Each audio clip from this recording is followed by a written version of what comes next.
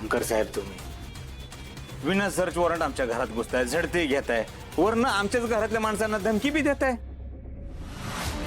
ते प्रेमाने का बोलतोय यांच्याशी? तुम्हाला काय करायचं करा, बघतो मी काय करते ते. सुधाकर, अहो काय बोलताय तुम्ही? कळतंय का तुमचं तुम्हाला?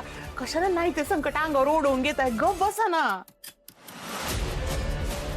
अगं त्याला सवयच आहे आपलाच रेडा गाभना करायची. ते ना शेण खायचं आपल्या तोंडानं आणि दुसऱ्याच्या तोंडाचा वास घ्यायचा. ए म्हातारे गप. अहो तुम्ही बाई शांत बसा की. तुम्ही शांत बसला तर काय होईल? नाही बसणार मी शांत. यो मला धमकी देतो ना, याला धावतोच मी आता काय येते. ए गोपाळ, जा गावातल्या सामन्यानं गोळा कर आणि घेऊन येतं आणि त्याला दाखव कसं मनमानी करतोय यो माणूस. दोन बायकोले देशमुख महागात पडेल सगळं तुम्हाला. चला धरती घ्यायला सुरुवात करा. ए जे काय करायचं घराबाहेर. चला धरतीला सुरुवात करा. कुणाला घाबरायची गरज नाही. अरे घरात घुसूच देत नाही तर. साहेब थोडे शांत व्हा. ऐका यांनी वाद अजून वाढेल. आपण बाहेर जाऊन बोलूयात. अजिबात नाही.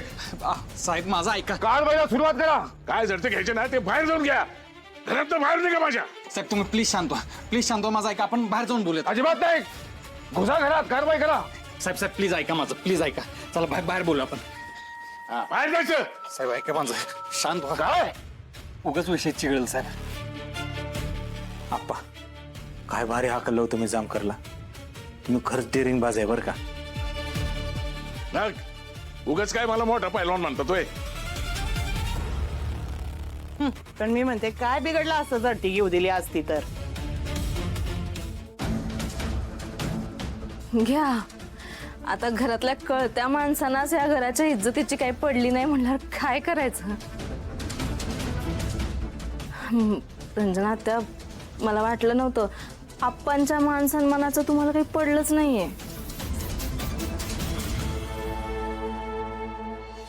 नाही म्हणजे मला तेच म्हणायचं होतं का बराबर आहे तुमचं. अशी कशी झडती घेऊ द्या? हा मी तर सांगते सुद्याला का सुद्या त्या जामकर साहेबांना घरात आणूच नको परत.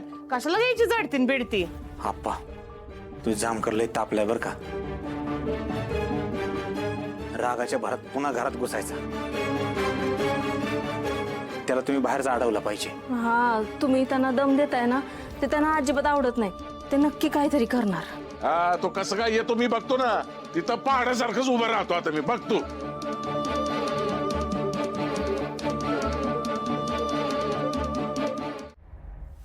मला घरातल्यांचा मुद्दा पटतोय. आपण उद्या सकाळी येत ना वरून. कळत कसं नाही रे? तो साकेत माझ्यासाठी खूप महत्वाचा आहे. साहेब मला पटतंय पण घरातल्यांना कोण सांगणार? हा खरं बोलू का साहेब? मला पण असं वाटतं की साकेत घरात नाही. तो घरातच आहे. याच घरात येतो.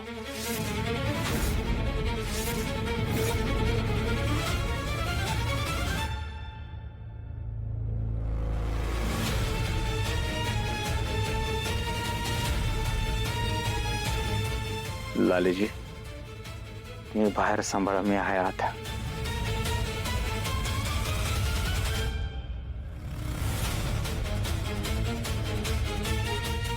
जामकर साहेब हे लय चुकीचं वागताय हा तुम्ही. अहो मी तुम्हाला भाऊ मानते आणि तुम्ही सारखं माझ्या घराला त्रास देताय. असं आमचं काय वाकडं आहे त्या साकेतशी की आम्ही त्याला लपवून ठेवू आणि आमचं तुमच्याशी काय वाकडं आहे का आम्ही झडती घ्यायला नकार देऊ. पण तुम्ही उठसूट आमच्या घरासमोर येताय आणि झडती घेताय. आम्हा सगळ्यांना किती मानसिक त्रास होत असेल याचा कधीतरी विचार करा.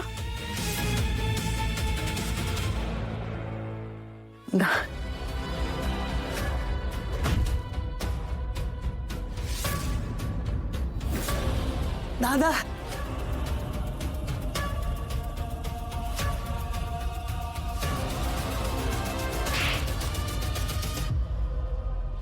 साहेब हवं तर मी वॉरंट घेऊन येतो.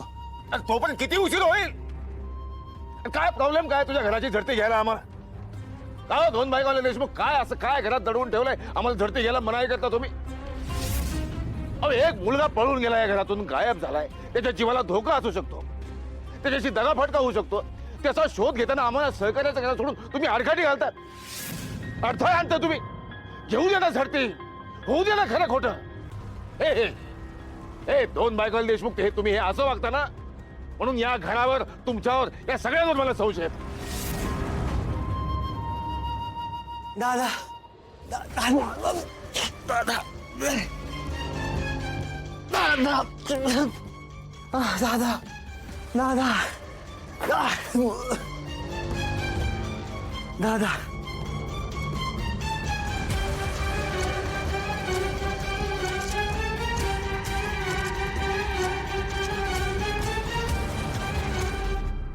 ओ जामकर, माझा पोरगा काय बोलला? वॉरंट घेऊन या, वॉरंटच घेऊन.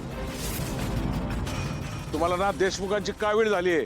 गावात काही बी घडलं ना तर चौकशीला आमच्याच घरी येणार तुम्ही.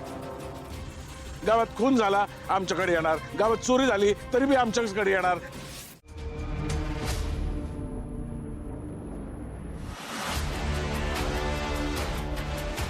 काय चाललं होतं तुमचं? डोकं बिकं फिरलंय? तुम्हाला कळतंय आज तुम्ही काय बेकार अडकला असतात आणि तुमच्यामुळे मी पण. तुम्हाला बजावलं होतं त्या रूमच्या आसपास फिरकू नका, जामकर बघाल. पण तुम्ही तुम्हाला पाहिजे केच केलात. परत तो साकेत जिवंत कसं काय झाला? मला काय माहिती कसा काय जिवंत झाला.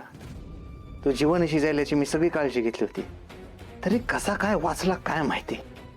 तरी बरं तू शुद्धीत आल्यावर सगळ्यांच्या समोर नाही आला, नाहीतर आज तर सगळं बिंग फुटलं असतं तुमचं. जामकर जेव्हा आप्पांच्या खोलीत शिरला ना, माझ्या पायाखालची जमीन सरकली.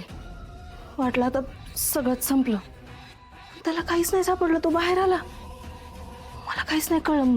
मग माझ्या लक्षात आलं तुम्ही साकेतला दुसरीकडे कुठेतरी हलवलंय. पण मग तो जामकर मागच्या बाजूला गेला.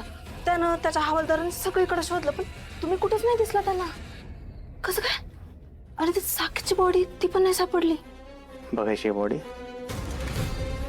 माझ्या मागे आवाज करू नका.